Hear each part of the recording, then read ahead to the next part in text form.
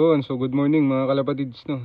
So may bago na naman tayong susubukang linyada mga kalapatids, no. So yung kak mga kalapatids ay galing kay Press Erwin Acha mga kalapatids, yung game vlog natin nakaraan mga kalapatids, no. So pinahiram niya tayo ng ibon mga kalapatids. So nakalinapakan yan. So hindi lang naikarga ng last lap mga kalapatids, no. Nakaperso pa yan Press Erwin Acha mga kalapatids. Pero yung linyada mga kalapatids ay secret lang muna. Yun. So nakapare siya sa lahi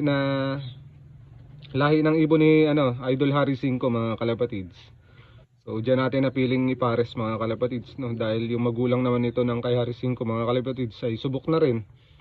At yung mga kapatid nito mga kalapatids, no, magkaiba lang yung magulang pero umalo naman yung kanyang mga kapatid mga kalapatids, no. Second overall at third overall champion mga kalapatids yung kapatid nito. So magkaiba lang yung nanay pero same ng tatay mga kalapatids. So yung nanay kasi nito mga kalapatids ay yung hiniram rin natin kay Harry 5. So tayo, tawag dito, parang nag-inbreed na rin tayo mga kalapatids. Ito yung kinalabasan. Yun, tapos pinares naman natin dito sa ibon ni Press Erwin Acha mga kalapatids, no. So abangan nyo yung magiging anak nito mga kalapatids.